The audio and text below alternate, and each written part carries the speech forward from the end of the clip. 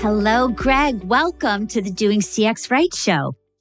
Hi, Stacy. Thank you very much for this great opportunity. I am really thrilled to start this discussion with you. I am a big fan of your podcast.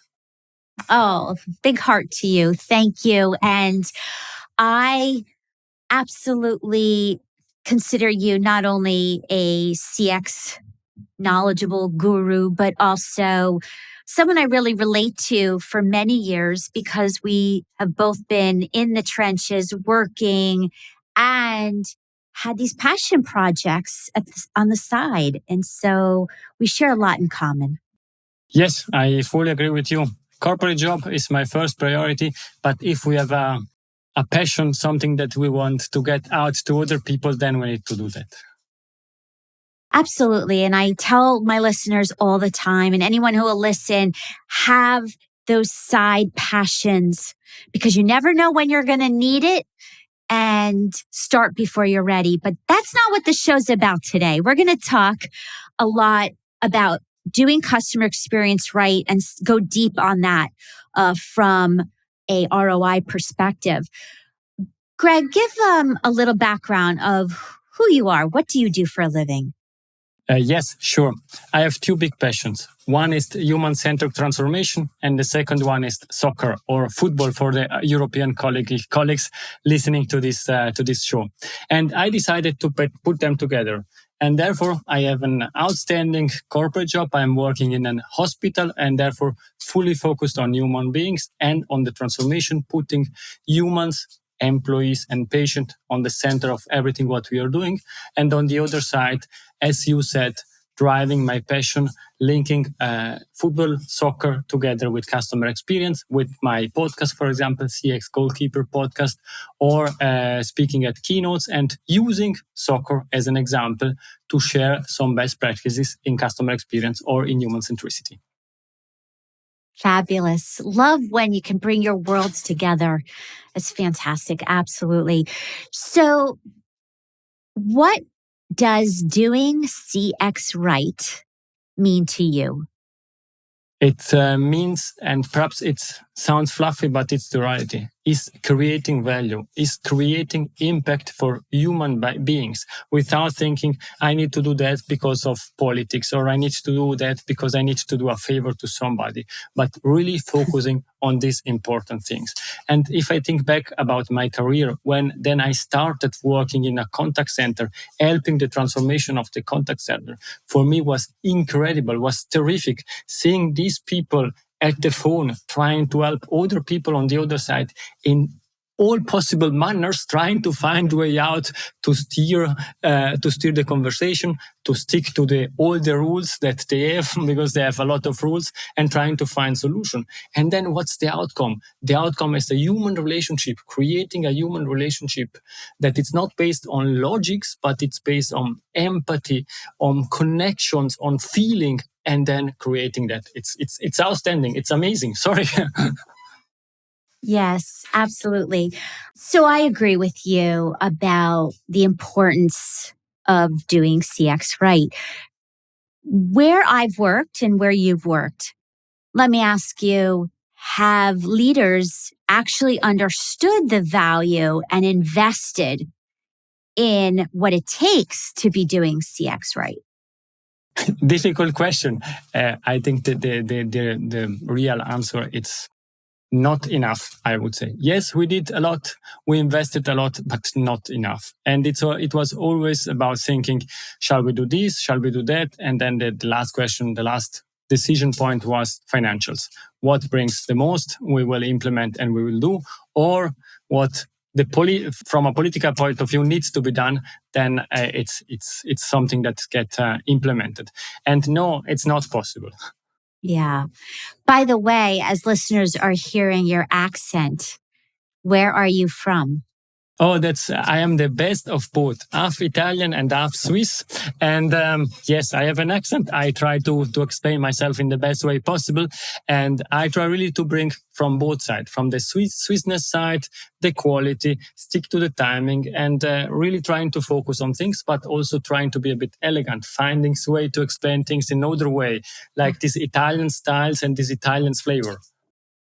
What's cool is that you have all those cultures and understanding, and here I am in America, and yet there's so much in common. And that's the beauty of human beings and the field we're in. So let's talk focusing on people are listening. There's people hungry at management and lower management levels. They're hungry to actually get their companies to be on board and do the methodologies that we know work to understand the customer and build products and services and market messaging that meet real needs. Yet, those people struggle. How do I get my C-suite to invest in what I know works? Tell me about your view on that. What do you want listeners to think about, or to what steps can they take to get buy-in? I think the most important thing it's really to start small, creating small winnings, and then you can start building up your strategy, your roadmap. You need always to have in your mind the end point, what you want to achieve, but trying to build one step after the other and proving the result of what you are doing. And proving the result, it's not only about financials, or not always about financials, but it's also about how we can improve the brand, how can get more people to the company buying our stuff, and so on. And with these small improvements that you do for a customer or for an employee, you can then start building your roadmap, achieving your result. But Stacy, at the end, we all agree you need also to prove the results. For me, the discussion is not about proving the ROI of customer experience. For me, the topic is proving the ROI that what we are doing in customer experience bring results for the company, for the employees, and for the customer. It's linked to the business objectives that we want to achieve, that the company wants to achieve. And we are really driving all in the same direction. How? How does somebody, they're listening and they're hungry to prove? Where do they begin? How do they actually start small? What does that even mean? It means really, for example, what I did, walk around in the contact center and find out why customers are calling. And don't try to automate all these processes, but try to find ways to help the people sitting there. Are they sitting in a comfortable way? Do they have an environment where they can really work? How is structures their daily work? Do they have enough time to do what they need to do? And really being there, smelling there, being part of them brings you a lot of insight that you can start listing, and then creating all these changes, small changes like moving one button because then you are perhaps quicker, or giving this additional information because the customer are always asking about this or about that. And therefore, this is one example with the call center. When then you move to the finance department, go there, try to understand what drives them, what is important for them. And these are financials, these are numbers. And therefore, prepare the numbers. But don't prepare the numbers about NPS. Sorry, the CFO doesn't care at all about NPS. I'm sorry to say that, but the reality is he wants to see and smell the money. And therefore, calculate based on their view what brings this small change. What we did, and it was really successful, is for every change, small or big, that we did, we didn't calculate the case. We asked finance to calculate the case for us. And it was then somebody outside sitting on the budget calculating for us. And then you don't have all this discussion, but you calculated wrong, you did this and that wrong, you used the wrong average, but they calculated that for you. And bringing them on board early in the process, it always helps. Yeah, great examples, Greg. I also would add something that's worked for me and my team was we would take the customer feedback, different sets of questions. NPS was one of several. And we would ask the customer 6 months before the contract would end. And then we would study those results, the qualitative and quantitative, and look at the ones that were not happy at 6 months before contract and go use them and partner with the sales team to be able to uncover what would keep them? How could we turn this around? And showed that there was actually ROI from them not churning because we got the feedback. So, and same with the happy customers to be able to sustain that loyalty and activate them as promoters. So I wanted to also share a little bit about that with that ROI discussion. I think what you're saying is extremely interesting. What we did, it's extremely simple, but really impactful. We went through all the customer feedbacks and we classified them. And then we decided how to spread all these messages. And there was one big issue that we had in our customer service department. And I was working for a credit card company. And we printed out on paper, yes, it was before COVID, these feedbacks. And we put them everywhere in the company, in the lift, in the toilets, on the doors, and so on. And people were reading this feedback. And then at some point in time, are you asking yourself, yes, but the customer are saying this and that about us. Are we sure that we want them to speak like that about us? And it really helped us. And then we started being strategic. Okay, the biggest and the most important initiative at that time was creating the new app for our customer. Okay, which feedback do we need to use to bring our priorities, the customer, also on the priority list of the app? And that was really helpful because then you can read what the customer are thinking about you. Yes. Well, that's absolutely culture building, and we know how important that is. You're bringing me back to I was working at Verizon, and in our lunch area, we had monitors, TV monitors, and we would see what the customers were saying, both on social media, but also on the website. There's a feedback form. And so we could see in real time all different sources of customer feedback, and people are having lunch and reading it and then talking about it over lunch. And it was so powerful to make sure that everybody was walking in the customer's shoes and having that dialogue. And so it reminds me of what your example is. It's so powerful and it's so easy to do, but people don't think about it. Exactly. I think it's really important. We are customer experience professional. We are in the transformation business. We need to start thinking as the others and being part of what they are doing. Also being together with the marketing department. What we share, which objectives do we share together? And for us, what clearly acquisition. Our marketing department was extremely focused on acquisition, and then we find out way to help them. What we did after a call in the contact center, we did these tailored messages. We pushed the messages for upgrades, and it was quite successful. And then again, together with marketing, we went through all these upgrades and we said, okay, this is coming from the call center, from the call center, from the call center. How much revenues did we do together? Not we and you, but together. And then it was extremely helpful because then it was not the discussion anymore, oh, how many FTs do you have in your contact center, but how we can build the contact center, what we can do in the contact center that they have enough time to place our messages to boost acquisition, or for example, also to keep our customer retention, what you said earlier. Yes. And unfortunately, a lot of places I've worked where the call center and marketing, for example, are not aligned. And so marketing puts out a promotion and customers call and the call center rep is confused. I don't know where that discount is. I have no clue. I can't give that to you. I don't know what you're speaking about. So it's just the opposite is a reality in some places, and it can't be.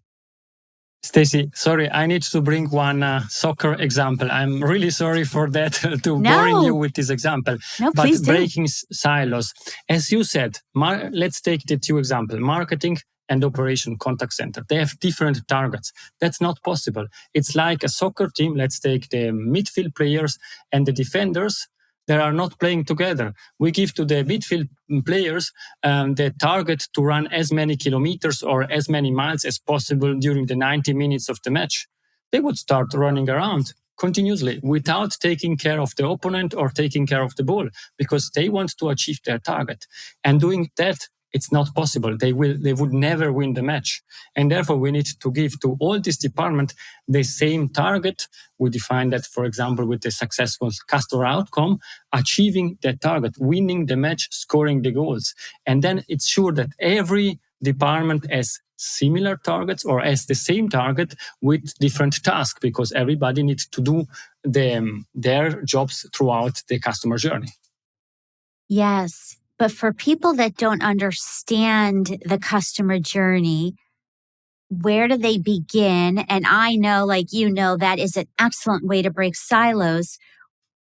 Where should they start? How does that work where you've seen it's successful? And what I have seen, it's really, for me, it's important that somebody feels responsible for customer experience. You have one customer experience manager, senior manager sitting somewhere with a clear support from the top management. Without the support of the top management, nothing will happen. But there it's having ambassadors in every department, one in marketing, one in compliance, one in the legal team, one in operations, and they work together. And you always find somebody really motivated or that is caring about customer, about employees, and so on. And putting together these people with similar mindset, all with the same target, will really boost what a company can achieve also in customer experience. Mm. However, we also know that when you tell that to executives, they'll say, sounds nice, but I don't have the time for people to be out of their day job, to do some journey mapping and to do these activities that you CX people suggest. What do you do about that? Perhaps I hope that my boss is not listening to this podcast because I do it. I try to motivate other people, trying to find half an hour, 1 hour, sitting together, putting people together. And sometimes people are busy and they need to do their daily job. But a lot of times, instead of sitting in meetings that takes hours and hours and hours, I say, let's come together, let's have a breakfast, let's have a lunch together, and we discuss about this topic. And then we start depicting, and then you can show the result. And sometimes you depict something on a wall, and then you can keep it there without canceling it.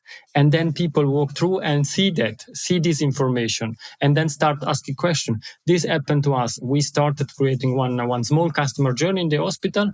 We were supported, but then somebody went through and said, but what you're doing? And then we started explaining that. And they said, oh, but that's really interesting, because I was never thinking that patients are doing this and that and waiting half an hour in the waiting room. I say, yes, and think about which waiting room, how they are sitting, in which conditions. And then it helps to steer the discussion, and it helps. I think in every company, you have people that are enough motivated to start together, really small, depicting a small journey, doing small changes internal on the employee experience or on the customer experience. And then, let's say, in the ways, the train starts, and then everybody wants to come on the train because you're successful. Yeah. So start small. It can be even just whiteboarding. You don't even have to have the fancy tools right now, but literally you map out how a customer or a patient would literally walk in the door or have an online experience first to schedule whatever it is that your journey is. How are they going to become aware and learn and buy and use and get help and pay their bill?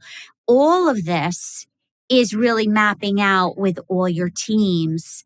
And then the magic is validating it with the real customer and real patient, whatever you designed. But this isn't a journey mapping topic. This is really about how do you prove the value to your C-suite and to show the revenue, the return on investment by saving customers from leaving and retaining the ones you have. And there's a lot of data on that, which we will dive into more at another time. As we get to the end, I want to find out from you a couple things. Leadership clearly is very, very important, whether you're in the hospital or a business setting or customer service. What do you want leaders to know? What's the best advice you've ever received or given? Oh, that's really a great question, and I was struggling to find one thing to share. But I was thinking back, and what popped to my mind is the big topic between push and pull. You can, and we know what it means, Stacy, pushing people, understanding what we want to achieve, and still pushing to do this initiative and that initiative and this project because we need to show result and so on. And then changing the mindset and starting to pulling from the people.